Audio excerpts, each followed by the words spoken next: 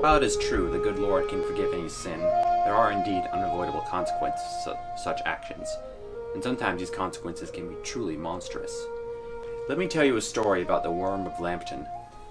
So as it happened, long ago, in the English countryside of Lambton, the young lord to the Lambton estate, Henry, was out fishing. A seemingly innocent task in itself, but it was a manner at which he went about it that opened him up for ill tidings, I think would be appropriate to say.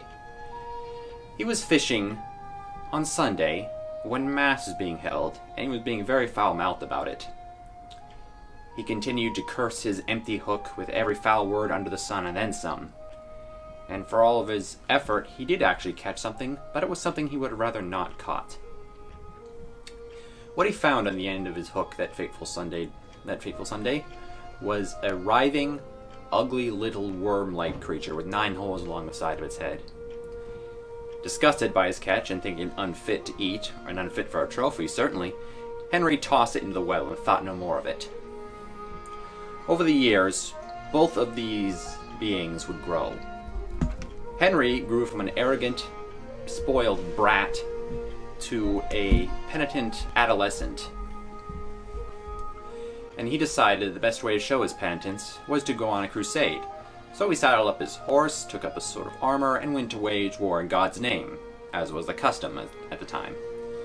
The worm, on the other hand, grew and eventually escaped the well, and then went about terrorizing the countryside, as dragons do. This was not a worm like an earthworm, but a serpentine dragon. The worm made a habit of resting itself upon a rock that stood in the middle of the fast-flowing river which it had been caught. After it was sufficiently warmed, it would venture out into the countryside in search of food. It swallowed lambs and suckling pigs whole, chased children around, but usually couldn't catch them. But the thing it loved to do most was drink cows dry. It became a plague upon the countryside, and upon this diet soon grew tremendous. It was a hill the worm was fond of sleeping upon when it was small, but as it grew huge upon its diet of milk and lamb, and the occasional suckling pig, it grew long enough to wrap itself around the hill 9 times, and then it truly became a monster. The people of the countryside sought help from the Lord of Lambton Hall, and he decreed that the best way to appease the worm was to leave out an offering of the milk it loved so much. So every day, 9 cows were milked dry, and their milk was left out in a trough outside of Lambton Hall for the worm. The worm accepted this offering, drank the trough dry every day, and then went to sleep. A bit of milk before bed, probably warmed by the sun. This worked out. As far as dragons go, the people of Lambton countryside could have done worse. This worm didn't want maidens or treasure, but simply milk. You'd think it would have been easy enough to keep this up, but there were days when the cows could not be milked. They fell sick, they didn't have calves. The worm never bothered them, though, since the worm liked milk so much it was careful not to bother the cows. Rather, it actually did do a good job of keeping the wolves away from its precious cows, but it was still terror to the countryside. Because when this trough was not filled, the worm went on a rampage. It uprooted trees, destroyed houses, chased everyone around. It didn't eat anyone, though. It didn't have a taste for people. And as these things go, soon knights and other heroes heard of this terrible monster plaguing the realm of Lambton, and so they immediately set out to vanquish the beast. But the worm had a formidable healing ability. Every blow struck against it would instantly heal, and even if 2 halves of the worm were severed by a battle axe or a sword, they would instantly rejoin, and the worm would be made whole again. Many heroes lost their lives in the struggle against the worm, and many more went away defeated. This continued on, and Lambton continued to decay until it was but a husk of its former self. It was then that Henry returned. From a bratty youth to a penitent adolescent, he had now returned a wise and learned man, and a noble knight at that. When he came and saw the destruction that had gripped his countryside, he immediately inquired about what had happened. When he heard the description of the monster that had done this, he knew it to be the creature he had fished out of the river those many years ago. The 9 holes on the side of its head had not changed all these years. What Henry also heard was of the other knights and warriors who had challenged the beast but failed, so he went about it in a more thoughtful manner. he sought out the wisdom of the wisest woman in the realm.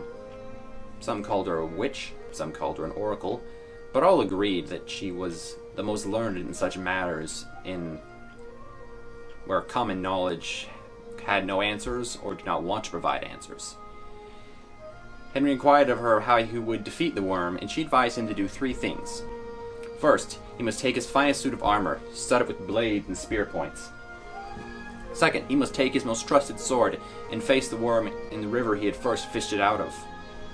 Third, he must swear a tragic vow that if he will be granted victory, he will slay the first living thing he crosses paths with, or the next 9 heirs of his household will never die in their beds.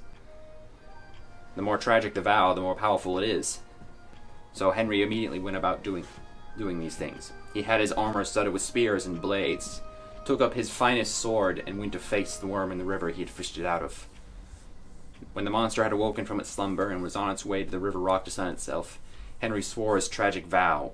If I will be granted victory this day against my foe, I will destroy the first living thing I cross paths with after my foe is slain. Else I curse the next 9 generations of my household to never die in their beds. And so the vow was set, and the battle began. Henry struck the first blow against the dozy and unwary worm that had just awoke from its sleep. The worm was quick to react, though, and immediately Henry saw the wisdom in the wise woman's counsel. His bladed armor thwarted the worm's attempts to coil, constrict, and crush him. And the fast-flowing river which they fought in carried all pieces of the worm Henry severed with his most trusted sword downstream, so they could not be formed again. And so, piece by piece, the dreaded worm of Lambton was chopped up and carried downstream, never to be seen again. And yet the tale does not end, for Henry still had a tragic vow to fulfill.